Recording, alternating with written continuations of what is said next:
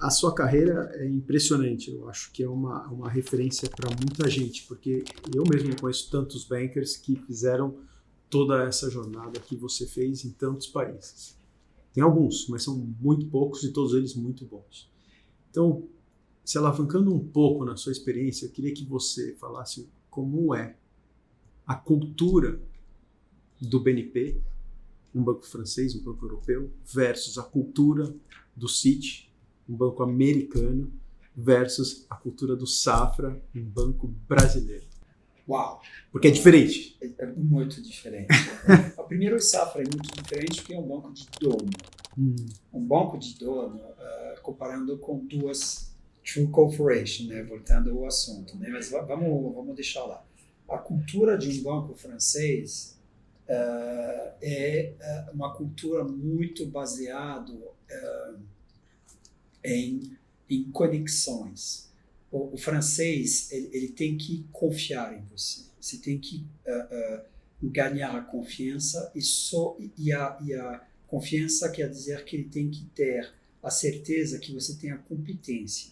Se ele não tem essa confiança, essa competência, você vai ser deixado de lado. A segunda coisa que existe na França que é muito importante é pertencer a uma sociedade. Para a França o dinheiro não é nada. Você fez tal escola, é mais importante do dinheiro que você tem no banco, né? Então você tem que entender que existe um networking, uma politicagem, tipo em Versailles, né? Então você tem que saber as pessoas que têm poder, você tem que entender as pessoas que podem te ajudar a fazer negócio, a crescer, a ser promovido, e isso é muito importante. Então isso eu diria que é uma cultura francesa.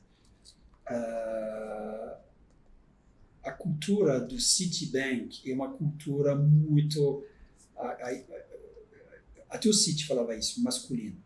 É uma cultura baseada no resultado. Você sobe, você some. É uma cultura baseada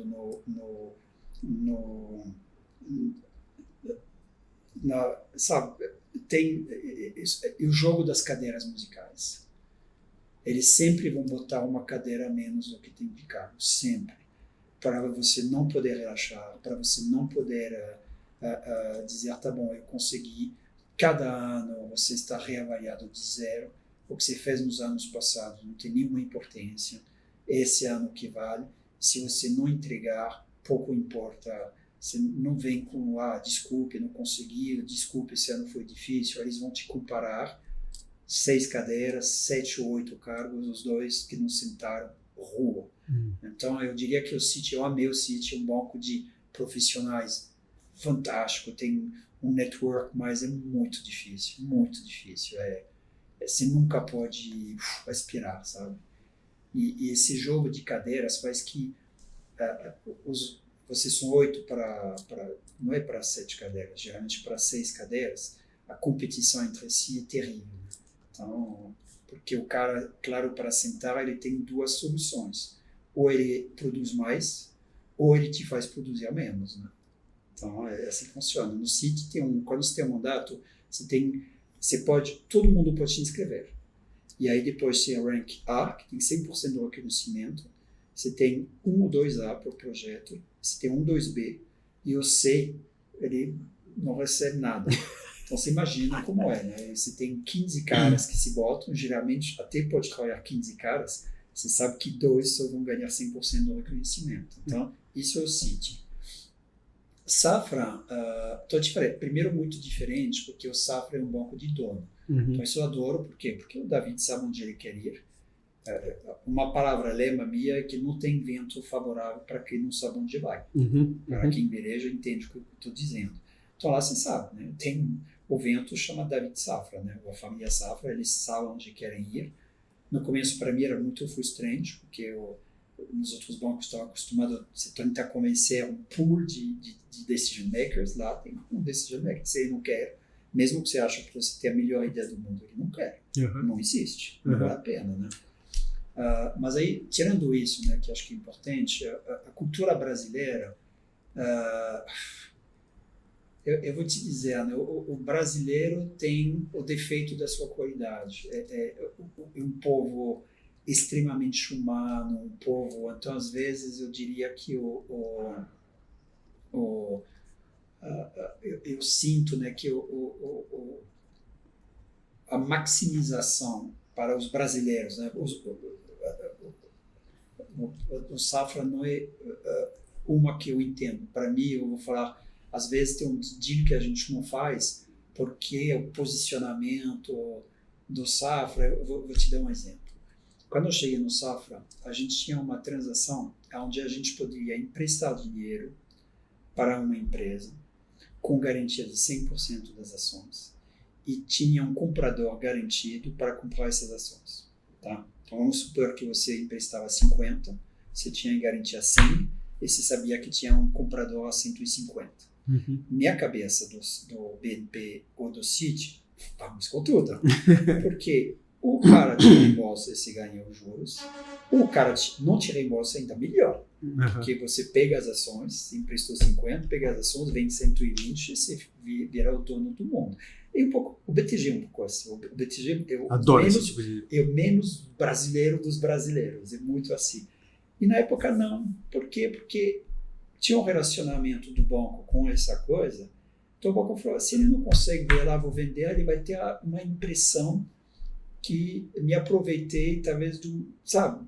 Ele não quis se colocar nessa posição de ter a oportunidade de ferrar um cliente. Exatamente. Então, que é muito legal, eu entendo agora, né, que eu estou há muitos anos, porque o Banco Safra é nome, o Banco Dreyer também eu pensaria assim, meu nome, cara, é mais que dinheiro, né? Então, numa crítica que eu faço, o brasileiro, ele engloba na decisão deles muitos fatores, sabe, sociais, humanos, pessoais, que o europeu vai, atropela e não está nem aí. Eu ganhei dinheiro e maximizei, vai lá. O brasileiro, e Safra em particular, tem uma ética, né? Uma coisa que eu acho fantástico, mas que às vezes pesa um pouco. Né? É sempre o paradoxo. Né? Eu quero ganhar mais, eu ganho um bônus, mas eu sou limitado porque tenho esse balanço que eu acho que não é uma coisa muito boa. Talvez por isso que eu esteja no Brasil, então não vou criticar. Que curioso, interessante. Eu vou fazer uma pergunta que você pode não responder, tá? Todas as perguntas você pode não responder, mas é que essa é uma pergunta mais delicada. Compensation. Como o BNP, Citi e Safra se comparam? É o seguinte, Citi com certeza é o melhor pagador. Tudo que eu falei, né? Então lá, meritocracia, você se gera receita, se ganha muito bem, né? Mas também no down, se você não gera, você está na rua, né? Uhum. Eu diria que o BNP, por ser um banco, a cultura francesa, o mais, sabe, é na margem, né? Mais 10, menos 10, é tipo mais funcionário, né? A coisa vira, mas vira pouco, né? E o Safra, o Safra remunera, o David remunera bem, né, os profissionais. Eu diria que o David é fair, o David não, se não gera, você não vai ganhar, se gera, você vai ganhar bem, talvez não associado que um Citi pode pagar, mas acho que ele é fair. É uma empresa, como é uma empresa de dono, é muito paternalista, né? Eles, por exemplo, no Safra, se você tem uma operação grande, o plano de saúde que e tem um grande gap, você pode até lá pedir ajuda do banco. Então, ele tem um paternalismo, né? Que não existe nos outros. Então, é diferente. Eu adorei as minhas 3 empresas, né? Mas é uma forma diferente. Eu acho que assim, cada banco vai ter uma cultura que funciona bem para uma pessoa, não funciona para outra, e também nós somos pessoas diferentes nas nossas jornadas. Tem um banco que funcionava bem quando você era jovem.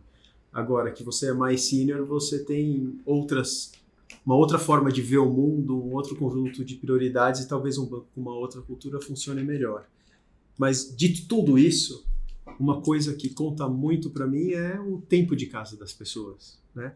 E o Safra tem muita gente que está lá há muito tempo e que está contente, está bem resolvido e que é duro, trabalha muito, mas ganha dinheiro. Desculpe te interromper. O Safra, você fica muito pouco, você fica muito tempo. É isso. Porque o que eu falei, né, do choque cultural que eu tive quando eu cheguei, as pessoas que vinham também de grandes empresas, que não aceito isso. Eu tinha um deal para fazer, eu ia ganhar uma fortuna, não vai embora. Se você consegue parar e pensar, entender, né, que o dono tem uma personalidade e tem uma visão de longuíssimo prazo, tem um histórico, né, do Safra, tem os filhos deles, os netos, o bisneto, aí você começa a entender, e eu acho muito legal. Eu gosto porque isso balança um pouco, né, você vira menos tubarão e vira um pouco mais uma pessoa equilibrada.